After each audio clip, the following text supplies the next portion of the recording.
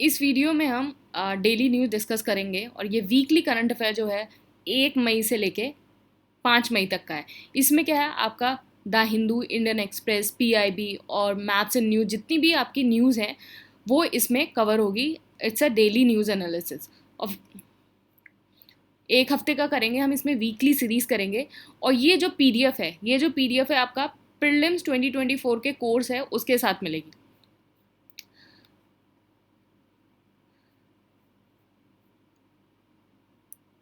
तो देखो इसका इस जो ये डेली न्यूज़ है, जो हम वीकली न्यूज़ कर रहे हैं, इसका बेनिफिट क्या क्या यहाँ है। तो इसका बेनिफिट यहाँ है कि आपके कुछ करंट अफेयर के क्वेश्चन अब एनालिटिकल आने लगे हैं, स्टेटमेंट बेस्ड एनालिटिकल। आपने यूपीपीएससी के 2023 के क्वेश्चन पेपर में भी देखा होगा, और आर ओ का अभी जो पेपर हुआ था फेबररी में, जो पेपर कैंसिल हो गया था, लीक हो गया था, उस पेपर में भी आपने देखा होगा कि कुछ क्वेश्चन जो है एनालिटिकल एस्पेक्ट के आए हैं। तो ये डेली न्यूज़ जो है आपको उसके लिए कैटर करेगा। दूसरी चीज़ क्या है कि कुछ आपका स्टैटिक बेस्ड होते हैं question.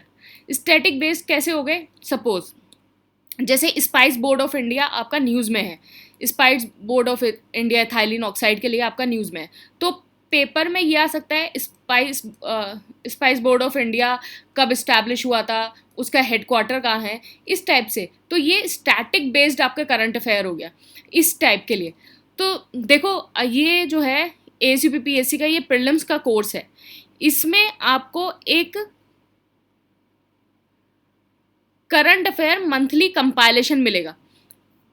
Current affair monthly compilation. तो इस एएसयूपीपीएससी का जो है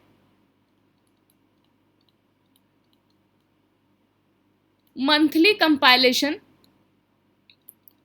आपके जितने भी आपके करंट अफेयर के क्वेश्चंस आते हैं उसको कवर कर देगा।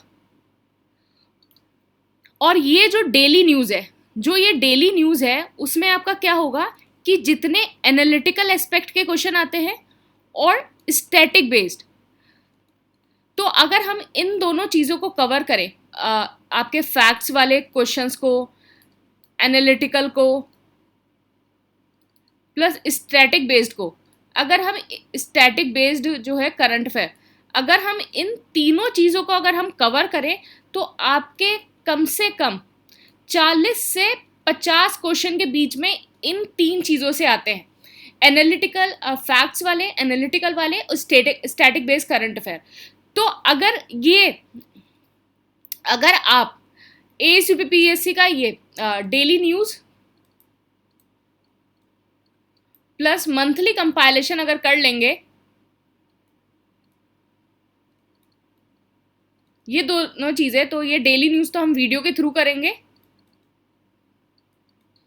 और इसकी जो पीडीएफ है वो आपको कोर्स के साथ मिलेगी, और मंथली कंपाइलेशन आपकी पीडीएफ जो है वो कोर्स के साथ है।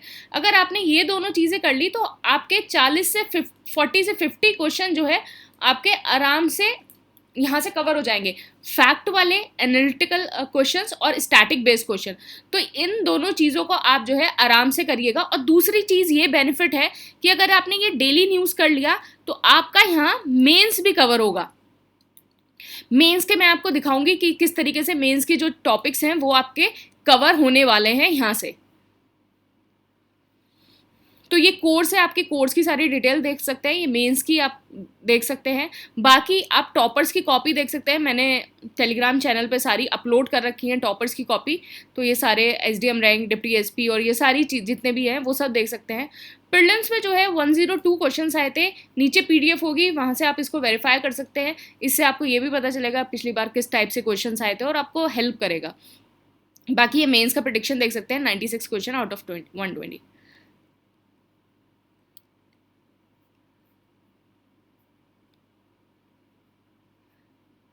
ओके,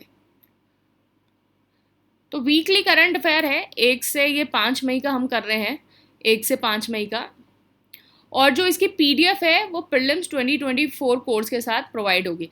तो आपका जो मंथली कंपाइलेशन है वो भी इसके साथ ही प्रोवाइडेड है और डेली न्यूज़ भी इसके साथ ही है। तो अगर आप प्रीलिम्स 2024 कोर्स के लेते हैं तो आपको ये वाला जो डेली न्यूज़ है इसका कंपाइलेशन और जो मंथली है वो आपको दोनों मिल जाएंगे।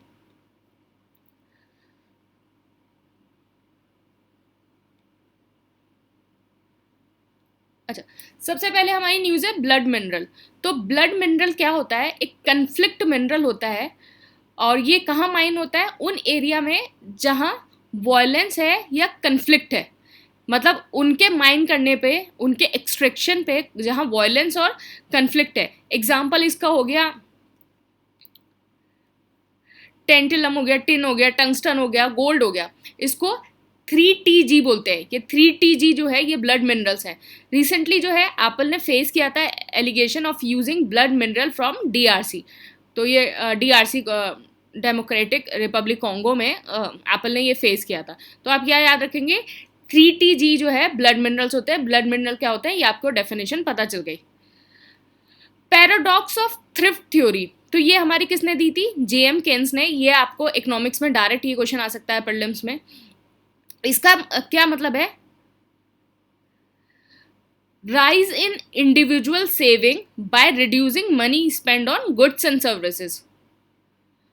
राइज, अगर इंडिविजुअल सेविंग में राइज हो रहा है by reducing money on goods and services, cause overall fall in saving and investment.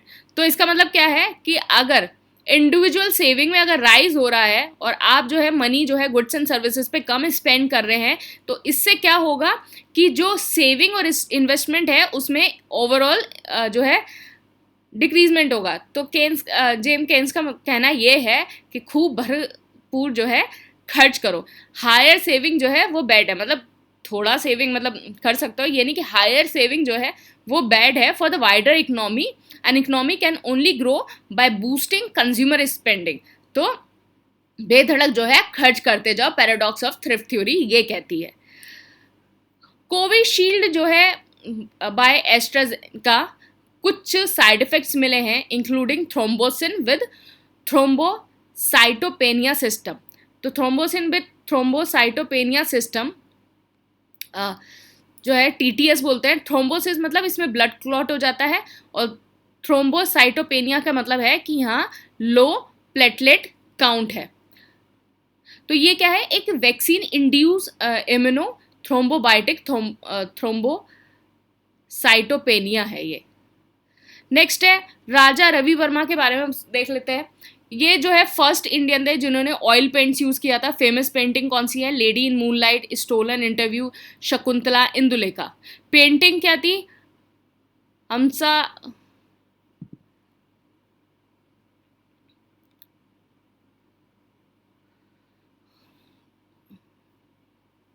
हमसा Damayanti depicts the story of the King Nala and the Damayanti from the Mahabharata. इसको first prize मिला था in Vienna exhibition in 1873। Raja Ravi Varma को जो है gold medal मिला था 1904 में। Kesare Hind gold medal जो है 1904 में मिला था।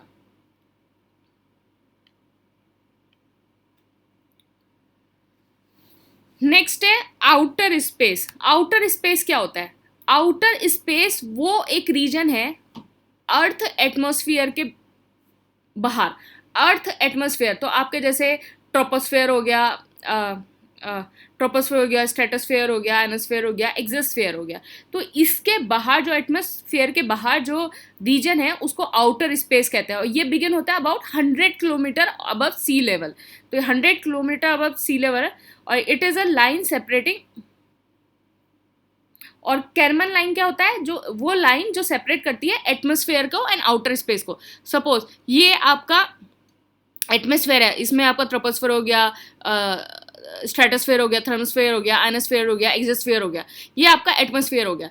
ये आपका आउटर स्पेस हो गया, मतलब 100 किलोमीटर। और जो ये लाइन जो होती है उसको हम कर्मल लाइन कहते हैं। इंटरनेशनल स्पेस स्टेशन का कितने किलोमीटर पे होता है अर्थ सरफेस से? 330 से 410 kilometre above earth surface. Outer space treaty कब आई थी? 1967 में। फॉर मतलब इसमें क्या आता है कि आउटर स्पेस को जो है पीसफुल पर्पस के लिए यूज करना है।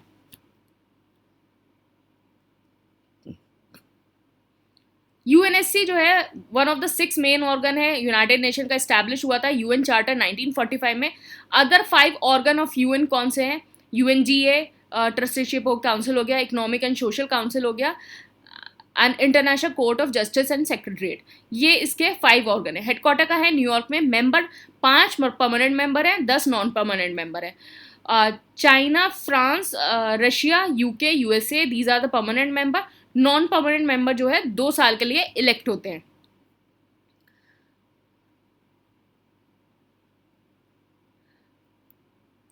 देखो, सायरा मैड्रे जो है एक शिप था जो कंस्ट्रक्ट हुआ था यूएस में फॉर वर्ल्ड वॉर 2, और फिर उसके बाद वियतनाम उसको भेज दिया गया था। 1976 में क्या हुआ, इट ट्रांसफर्ड टू फिलीपींस, और फिर उसके बाद 1999 में जो है वो लेफ्ट हो गया ऑन द सेकेंड थॉमस शोर, जो स्पार्टले आइलैंड में है।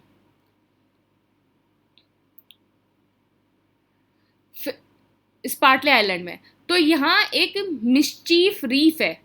स्पार्टले आइलैंड और इसके बीच में एक मिस्चीफ रीफ है। तो क्या है, चाइना जो है क्लेम कर रहा है इस मिस्चीफ रीफ में, और डिमांड कर रहा है कि शिप रिमूवल, मतलब इस रीफ से शिप रिमूवल की डिमांड कर रहा है, जो फिलीपींस ने रिजेक्ट कर दिया है। तो ये जो शिप है वो फिलीपींस को हो गया। फिर उसके बाद सेकंड थॉमस शॉल जो है ये इंपॉर्टेंट है। ये एरिया कहाँ है, स्पार्टले आइलैंड में। फिर मिस्चीफ रीफ ये जो है एरिया, ये इंपॉर्टेंट है, ये कहाँ है। और फिलीपींस ने जो है इसको रिजेक्ट कर लिया, इसलिए ये एरिया जो है वो न्यूज़ में है। तो आप इसको यहाँ से देख सकते हैं।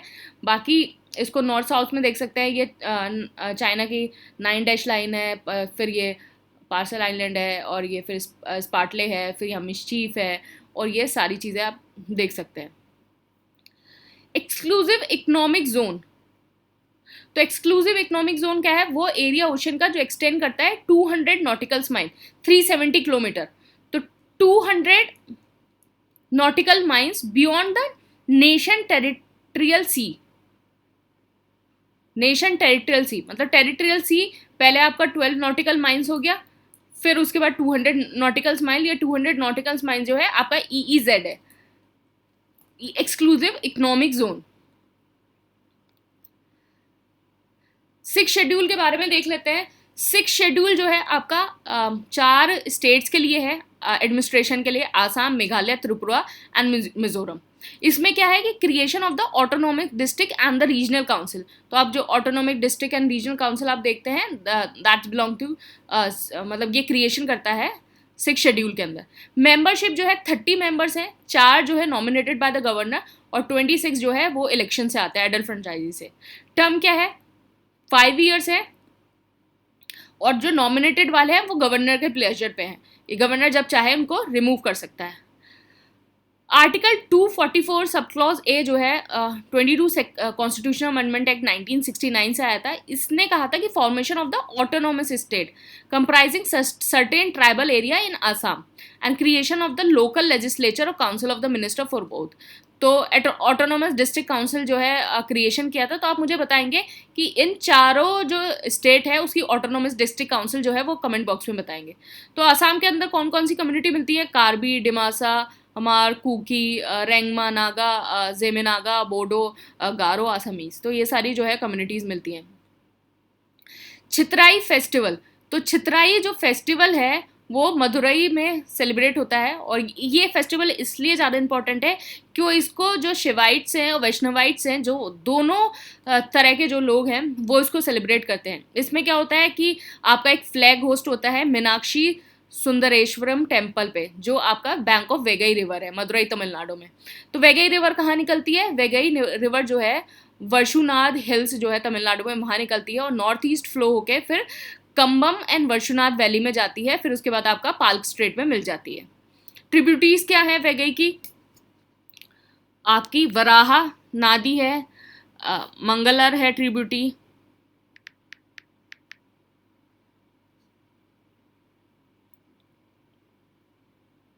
सिरुलियर है, थेनियर है। तो ये सारी हैं, सिरुलियर हो गया, थेनियर हो गया, वहारा नादी हो गया, मंगलर हो गया, these are the tributaries. Pantanal wetland जो है बोलिविया, ब्राज़ील और पैराग्वे में। अगर ये आ जाए क्वेश्चन कहाँ है, तो बोलिविया, ब्राज़ील एंड पैराग्वे। आप मैप में ये तीनों जगह जो है देख लीजिए कि कहाँ कहाँ है। Project Ishan, Indian single sky harmonise air traffic management initiative. तो इसका क्या है कि जितना भी आपका एयर ट्रैफिक मैनेजमेंट है उसको स्ट्रेंथन करना, और ये कहाँ सेंटर है, सेंटर एट द नागपुर। तो इसमें क्या होगा कि आपके जितने भी FIR हैं, FIR मतलब फ्लाइट इंफॉर्मेशन रीजन, उनको कंसोलिडेट करेगा। कौन कौन से FIR हैं आपका, एक हो गया दिल्ली, आपका हो गया एक कोलकाता, एक मुंबई और एक चेन्नई। तो इन जो FIRs हैं इनको फ्लाइट इंफॉर्मेशन रीजन इनको कंसोलिडेट करेगा, इसका centre at the Nagpur. Regional economic outlook for Asia and Pacific for 24, ये IMF ने दिया है।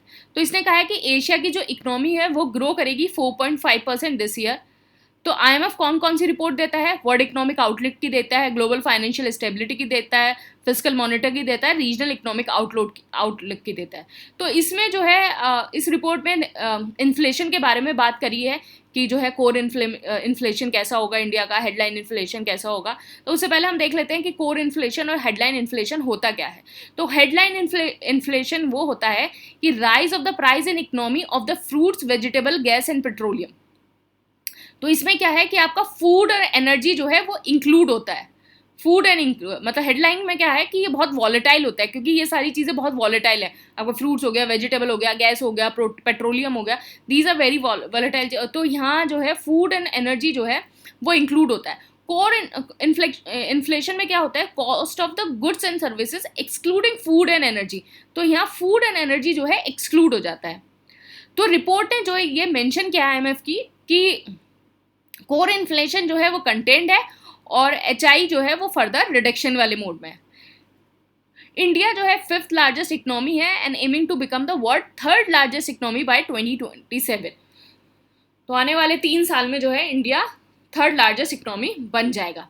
Indian space situational assessment report ISSR 2023, इसको इसरो सिस्टम ने for safe and sustainable space operation management IS4AM ने कंपाइल किया है। तो इसमें क्या है कि आपका since beginning of space era total 127 Indian satellite launch हुए हैं। तो देखो ये आपका मेंस में काम आएगा। मेंस में कैसे काम आएगा कि आपको अगर क्वेश्चन आ जाए, जैसे पिछली बार भी आपका आया था कि स्पेस के बारे में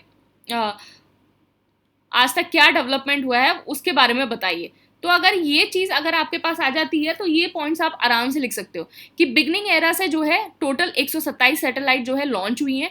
एंड इस टाइप का जो चीज़ें हैं वो आपकी उसमें नहीं आएंगी, प्रीलिम्स में नहीं आएंगी। These are the mains exclusive, ये पूरा मेंस है। 127 हुई हैं 31 दिसंबर तक। 3 Indian deep space mission active by 2023, Chandrayaan 2 orbiter, Aditya 1 and propulsion module of the Chandrayaan 3. 21 Indian satellite re-entered atmosphere till the end of 2023. Example Megha जो उसने re-entry करा था। Total 82 rocket bodies from Indian launches placed in orbit 2023. In 2023 all 7 launches of ISRO 2023 में क्या है, जितने 7 launches हैं इसरो के वो सारे सक्सेसफुल हुए हैं, including the Chandrayaan 3 and Aditya L1। तो ये आपको जो है 5 पॉइंट मिल गए मेंस के लिए, 1 2 3 4 5। तो अगर कहीं भी आएगा अचीवमेंट ऑफ द इसरो या स्पेस में इंडिया का अचीवमेंट या कहीं भी आए तो आप ये जो पॉइंट्स हैं वो ये लिख सकते हैं। साइंस एंड टेक्नोलॉजी में ये लिख सकते हैं, कहीं साइंस एंड टेक्नोलॉजी में कुछ पूछा जाए। India middle eastern Europe corridor signed हुआ था ये G20 न्यू दिल्ली समिट। तो इंडिया मिडल ईस्टर्न कॉरिडोर क्या है कि आपका मुंबई से चला, फिर यूएई में गया, फिर आपका ये रहा सऊदी, फिर आपका ये इजराइल, फिर आपका ग्रीस।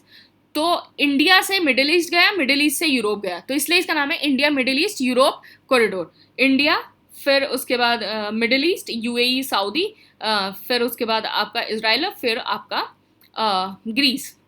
तो ये कॉरिडोर है। पब्लिक इन्वेस्टमेंट इन एग्रीकल्चर, तो ये भी मेंस का है कि क्वेश्चन आ जाए कि पब्लिक इन्वेस्टमेंट क्या हुआ है तो एग्रीकल्चर पे, तो ये जो है आप लिख सकते हैं। इन्वेस्टमेंट क्या हुआ है, computerisation of the primary agriculture credit society, social capital development, setting up cold storage by government. Subsidy क्या है? एमएसपी फिक्स करना, फ्री इलेक्ट्रिसिटी देना और एग्रीकल्चर लोन। तो ये तीन जो है गवर्नमेंट सब्सिडी प्रोवाइड करता है, जो एक तरीके से पब्लिक इन्वेस्टमेंट है। बाकी एक इन्वेस्टमेंट ये है कि आपके जो है सोशल इंफ्रास्ट्रक्चर और आपके डिजिटल इंफ्रास्ट्रक्चर और फिजिकल इंफ्रास्ट्रक्चर पे वर्क करता है। तो क्या हो गया? एक तो इंफ्रास्ट्रक्चर कौन सा? Physical, social and digital.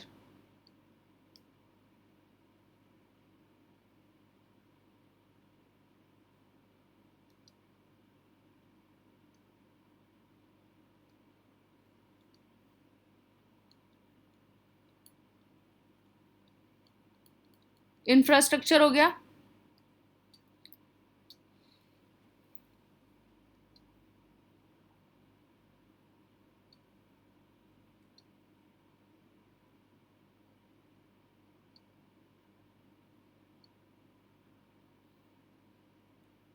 Infrastructure,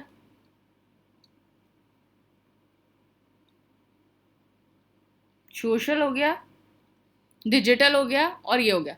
फिर उसके बाद इकोनॉमिक।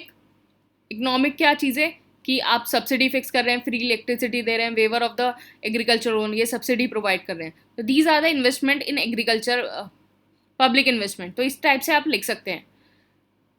तो प्रोटेक्शन ऑफ द कॉर्पोरल जो पनिशमेंट है, मतलब स्कूल में जो आपको तब अगर पनिशमेंट दिया जाता है तो उसका कैसे प्रोटेक्शन हो, कि मतलब अब तो अगर छोटे किसी बच्चे को अगर थप्पड़ वप्पड़ मार गया तो उसके जो पेरेंट्स हैं वो केस वेस करने आ जाएंगे। तो इस टाइप का। तो क्या है आर्टिकल 21 में क्या है कि कंपलसरी एजुकेशन एज 16 to 14। 24 में क्या है कि child labour in hazardous under 14। 39E में duty of the state to ensure that children are not abuse due to economic disparity. तो आर्टिकल 39 सब क्लॉज ई। 45 में क्या है कि स्टेट की ड्यूटी है कि वो प्रोवाइड करे एजुकेशन 0 से 6। देखो अब इसमें आर्टिकल में ध्यान दे लेना, यहाँ आर्टिकल 21 है 6 से 14 के बारे में बात करी है, 45 में 0 से 6 के बारे में बात करी है, और 51A के ए सब क्लॉज के में जो है 6 से 14 के बारे में बात करी है। तो ये आपको कंफ्यूज करने के लिए दिया जा सकता है। तो 45 में जो है 0 से 6 के बारे में बात करी है। तो 51A के जो फंडामेंटल ड्यूटीज होती है, duty of the parent to ensure their children receive education 6 से 14। ब्लैक बॉट डिसीज क्या होती है? फंगल डिसीज होती है जो कोकोआ को जो है इम्पैक्ट करती है।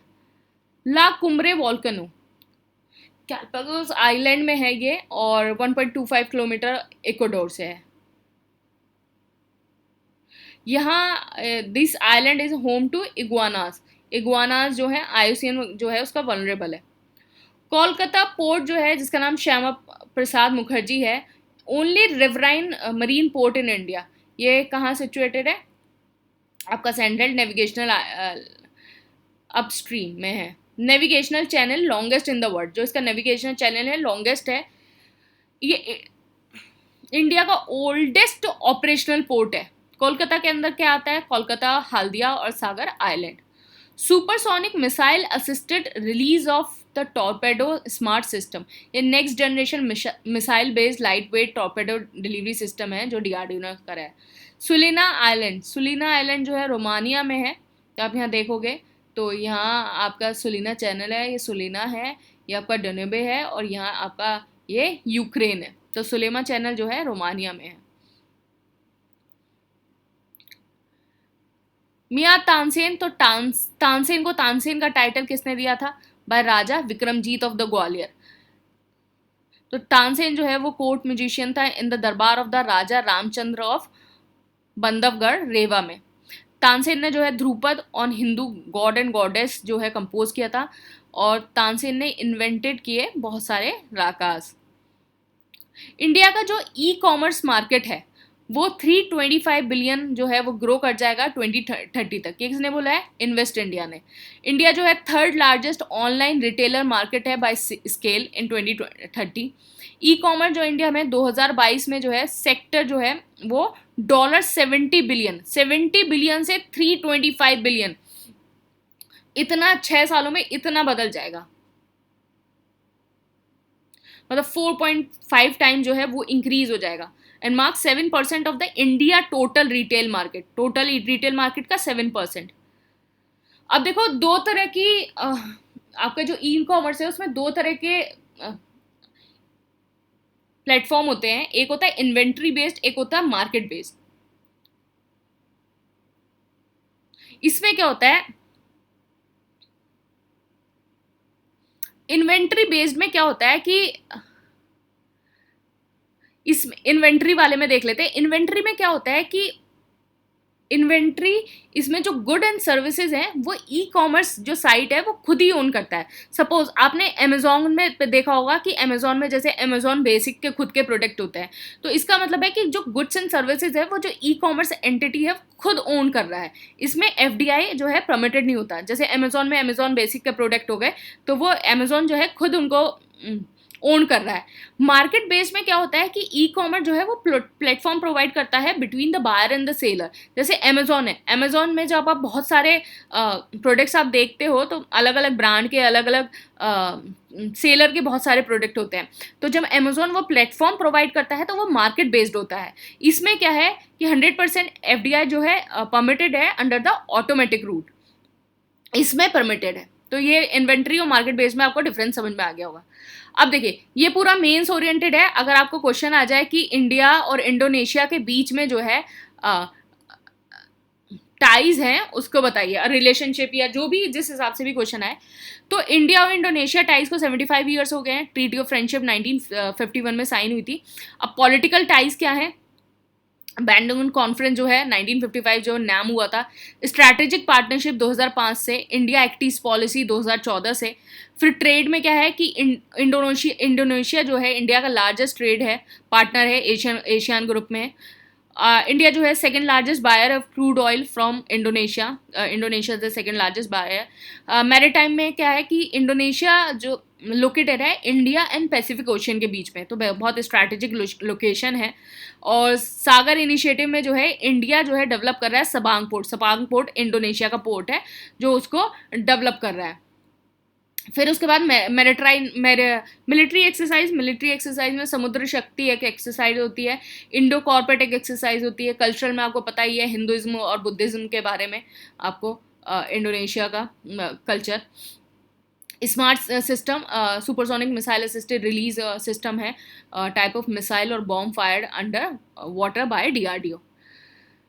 इसरो ने कुछ फाइंड किया है study of the moon, moon की जो कि ओरिजिन ऑफ द आइस है due to the volcanic activity. तो इससे पहले भी जो ये आइस का जो एविडेंस है वो फाइंड किया था। देखो अब जब आइस का एविडेंस फाइंड हो जाएगा तो जब हम अपना ह्यूमन बेस्ड जो आप अपना प्रोजेक्ट आप हम भेजेंगे तो उसमें अगर आइस मिल जाएगा तो it's very easy for India to be there. तो 2009 में जो है इसरो ने चंद्रयान 1 में डिटेक्ट किया था sign of the hydrated mineral in the form of the oxygen hydrogen. 2018 में जो है मून मिनरलॉजी मैपर किया था, एक इंस्ट्रूमेंट था जो चंद्रयान 1 के ऊपर रखा गया था बाय नासा, जिसने आइडेंटिफाई किया था वाटर। चंद्रयान मिशन के बारे में देख लेते हैं। चंद्रयान मिशन 2008 वाला पहला था जिसने केमिकल मिनरलॉजिकल और फोटोजियोलॉजिक मैपिंग की थी मून की। सेकेंड वाला 2009 में स्टडी किया था surface geology composition exosphere measurement of the moon. Chandrayaan 3 जो है soft landing and the roving on the south pole, तो ये चंद्रयान 3। आपने ब्लैक होल पढ़ा होगा, अब ये ब्लू होल है। तो तामजा ब्लू होल जो है डीपेस्ट है, लोकेटेड इन द मैक्सिको की Chetumal bay on the eastern side of the peninsula. तो ब्लू होल क्या है, ब्लू होल है water filled caverns that form below the sea floor. तो वाटर फिल्ड कैवर्न्स हैं जो सी फ्लोर्स के नीचे बन जाते हैं। अदर ब्लू होल कहाँ है, एक तो ड्रैगन होल है साउथ चाइना सी में, ग्रेट ब्लू होल है नियर बैलिज में, and the half blue whole है इजिप्ट में। These are the blue holes.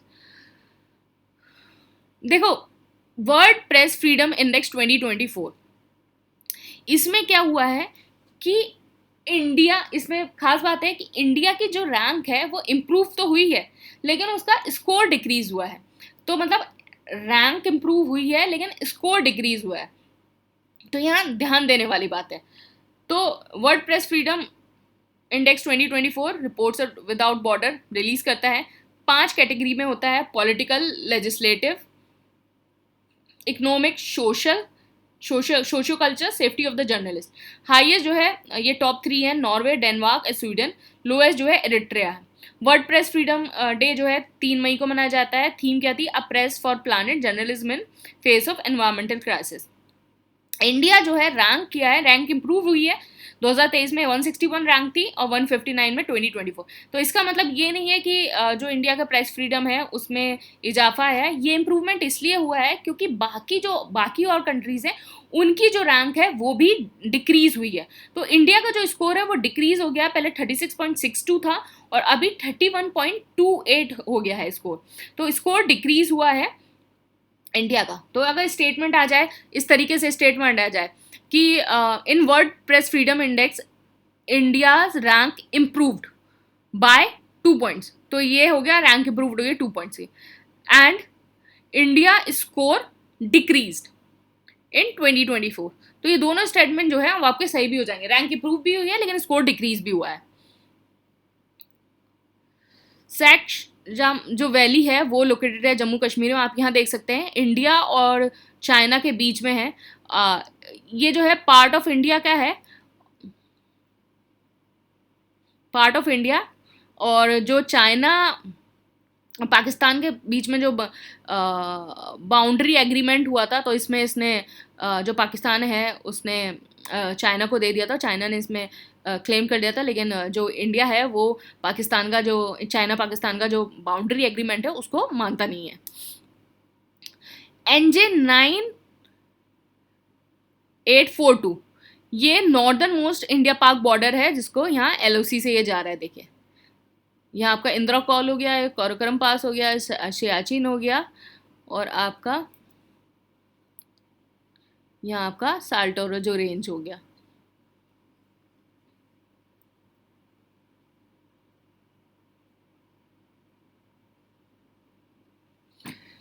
Siachen glacier जो है eastern Karakoram range, north east जो है NJ9842 पॉइंट के।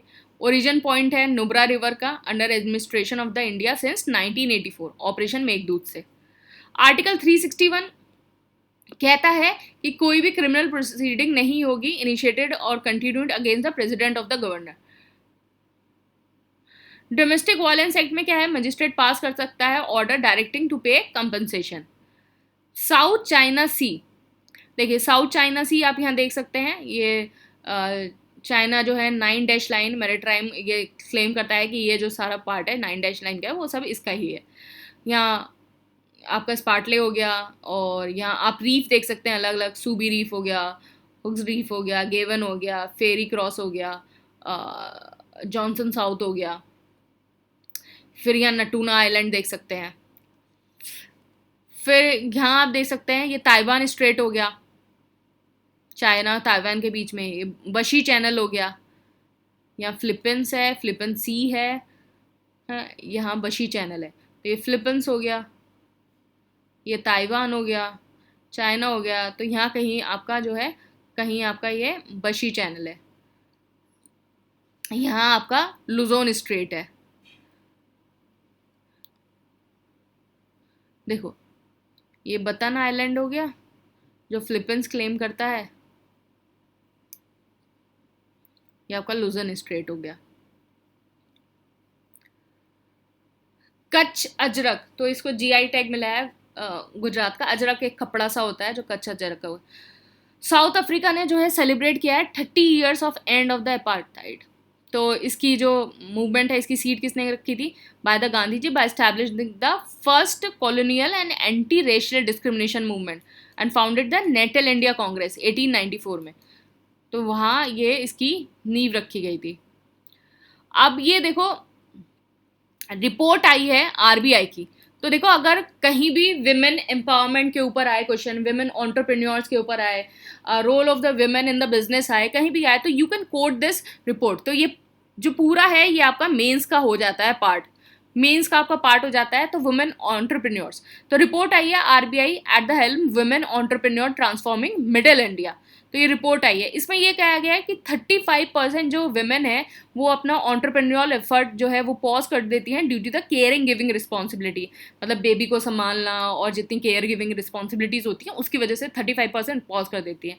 90.2% ऑफ द विमेन जो प्राइमरी डिसीजन मेकर होती हैं अपने वेंचर में, तो this is a good sign कि 90.2% जो विमेन है those are the decision maker.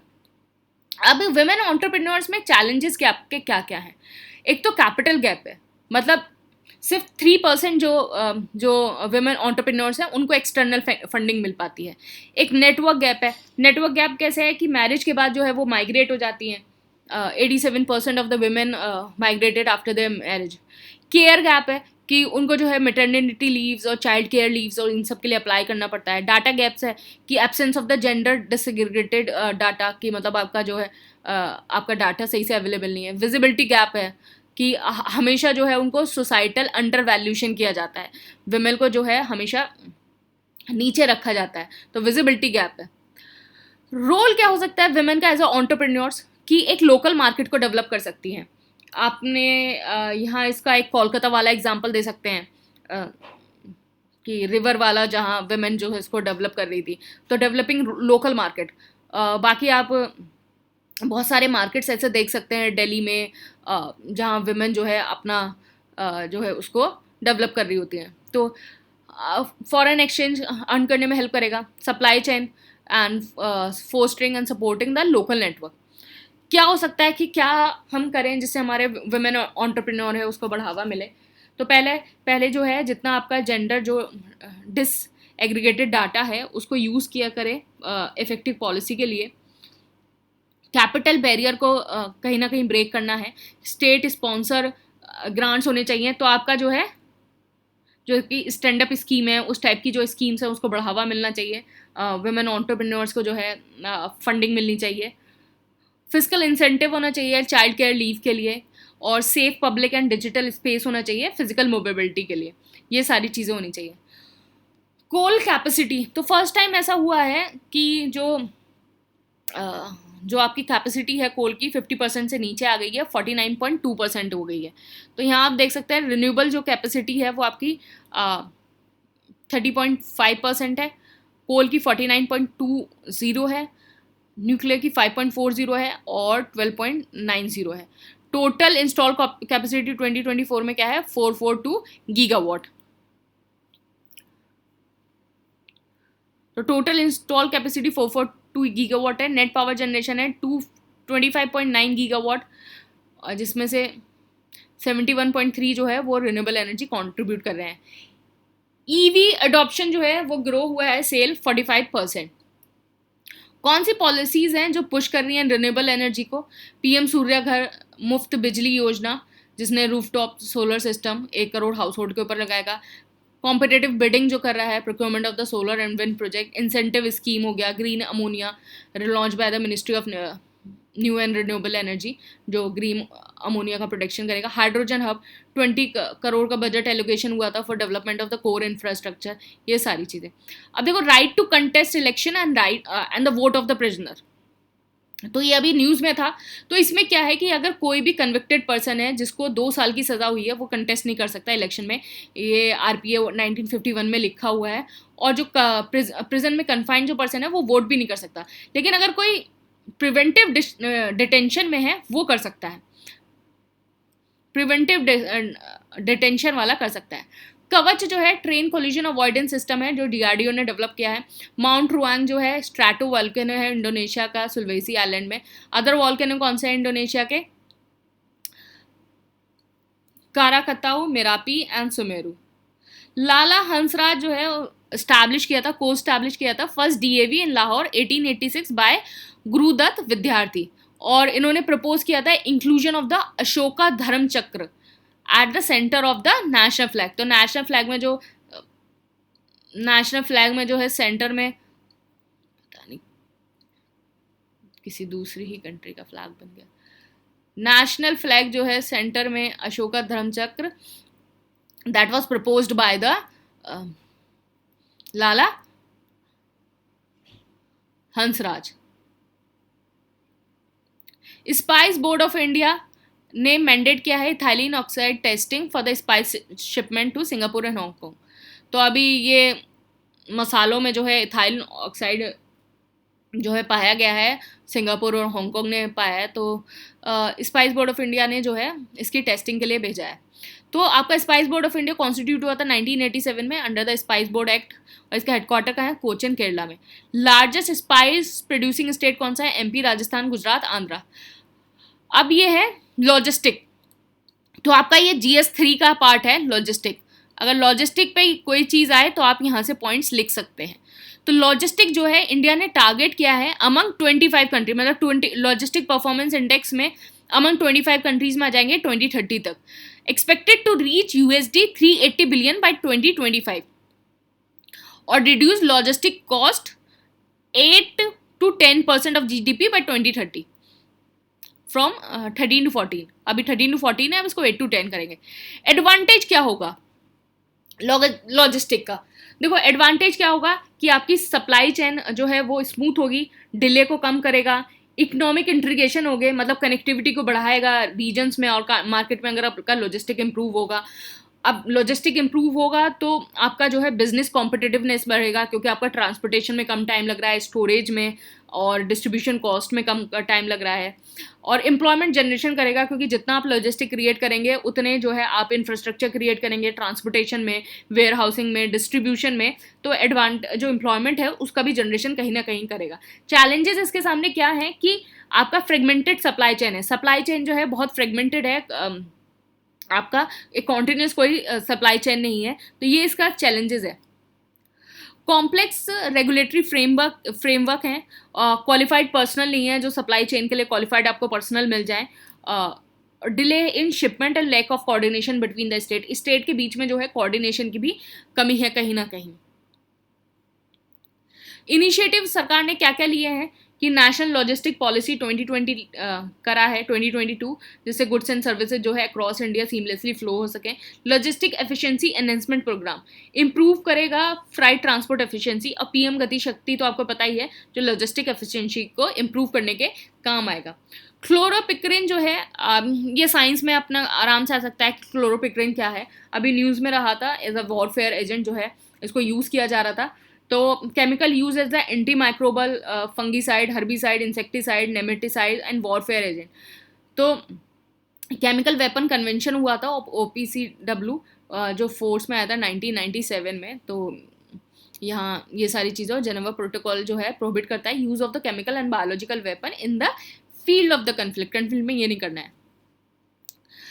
No development zone जो है क्या था 2017 में NGT ने डिक्लेयर किया था, एरिया ऑफ द 100 मीटर।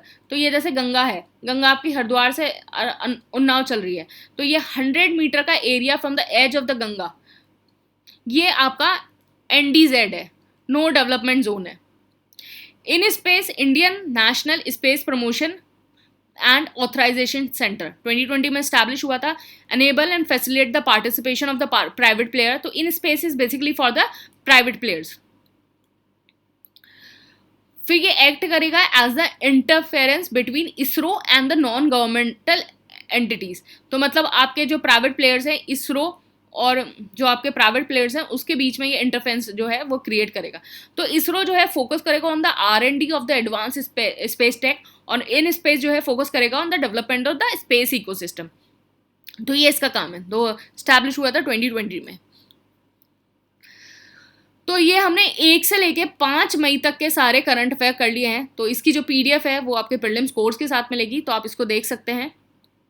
बाकी आपने ये सारा आपने देख ही लिया होगा, और अगर आप टॉपर्स की कॉपी देखना चाहते हैं तो आप टेलीग्राम चैनल पे सारी कॉपीज देख सकते हैं। आप नाम डालिए आप, और आपको सर्च बार में आपको ये सारी कॉपीज मिल जाएंगी। बाकी आपको तो मैंने बता ही दिया कि इस जो डेली न्यूज़ है उसको कैसे यूज़ करना है, और मंथली करंट अफेयर कंपाइलेशन को किस तरीके से यूज़ करना है। तो 1 से 5 मई का हमने कर लिया है, और अगले मंडे को हम नेक्स्ट वीक का करेंगे, ठीक है, 6 से 12 का। तो ये 1 से 5 का हमने कर लिया। आप इसको रिवाइज कर सकते हैं, प्रीलिम्स और मेंस दोनों के लिए ये यूजफुल है। Thank you and all the best.